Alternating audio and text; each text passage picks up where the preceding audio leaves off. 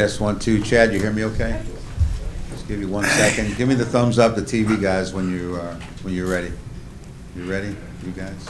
Rich? Joe? Okay. Raise your hand for questions. Brian McTaggart first.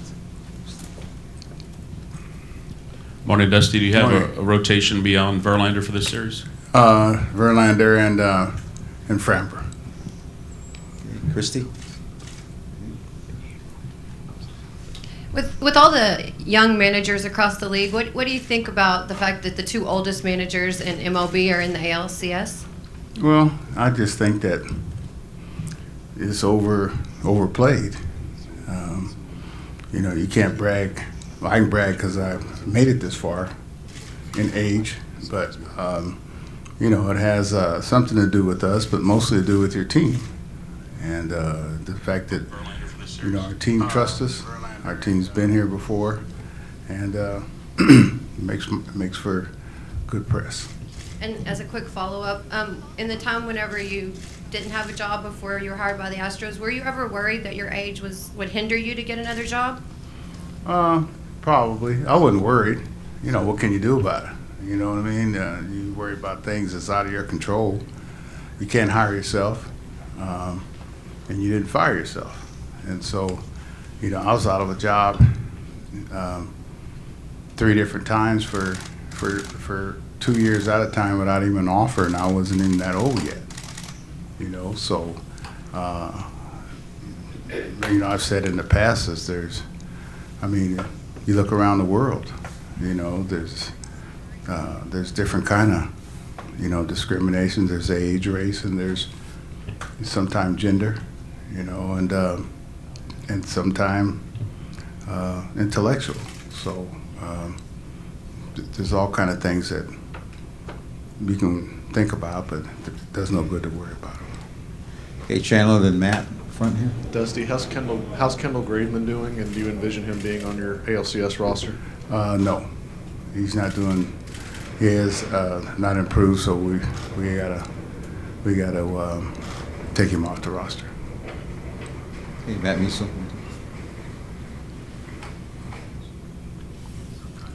Dusty, your thoughts on the Rangers going with the lefty Jordan Montgomery in Game 1? Well, that's their decision. He's been good. He's been very good. He was good in St. Louis, and he's been good here in Texas. He knows how to pitch, and probably they went with who's the freshest and who's the strongest at this time. And follow up on that, your left-handed hitters have been so good against left-handed pitching. Mm-hmm. Well, yeah, just depends who left-handed pitchers are. They have. They pose a problem because they got like 5 or 6 of them.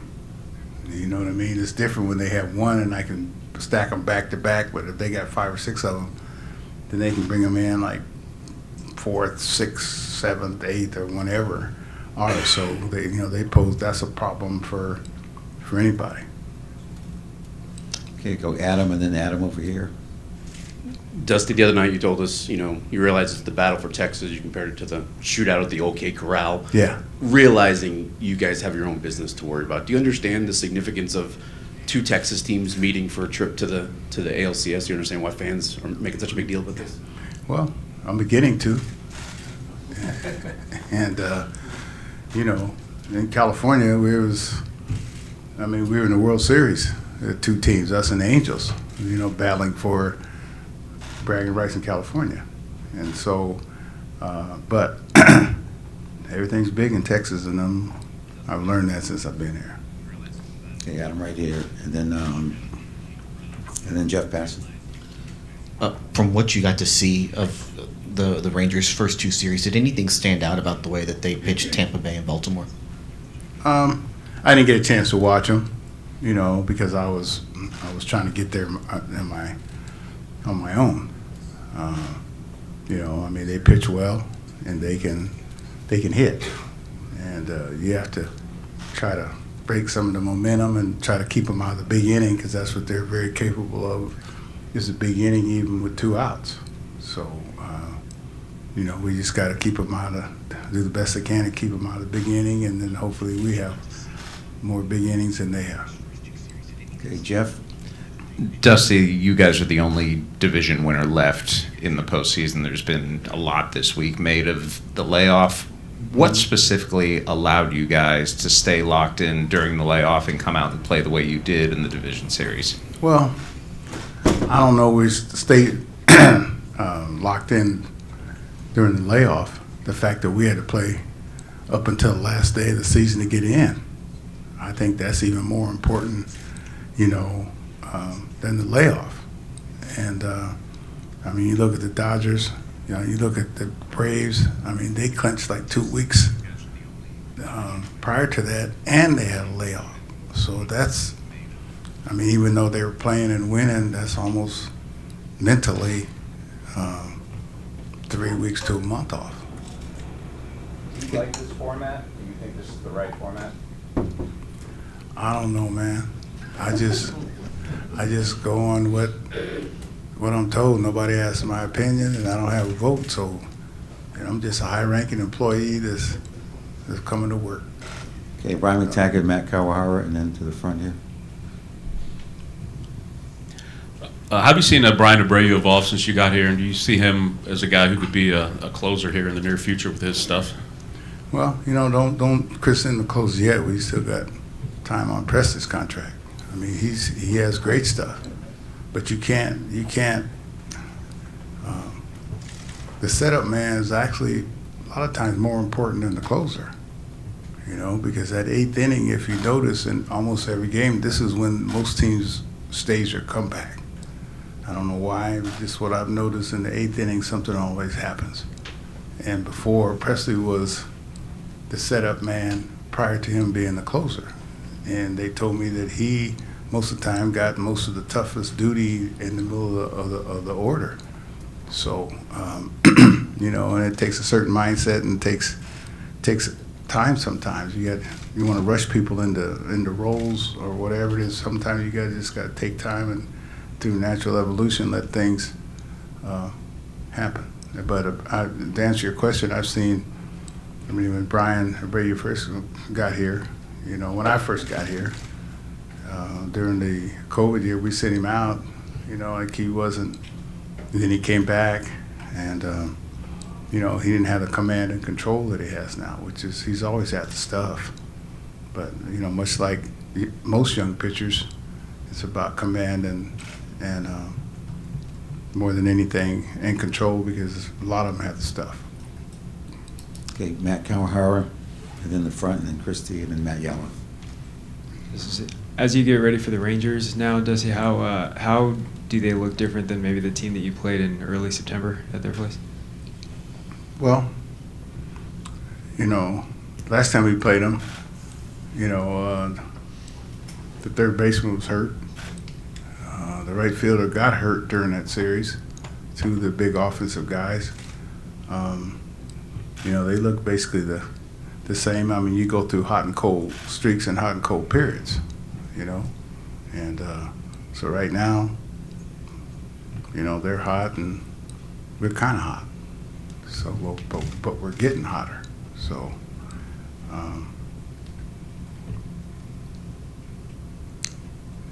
nothing else to be said, just play. Okay, in the front, and then Christie, and then Matt Yellen from the back. Dusty, you and Bruce Bochy have managed over 200 games against each other. How do you kind of balance knowing somebody's tendencies versus maybe overthinking it, or, you know, kind of judging that with the analytics or what the statistics say in that moment? Well, I think overthinking is better than underthinking, number one. Number two, I'd rather have a foe that I do know versus one that I don't know, you know? And I've always said that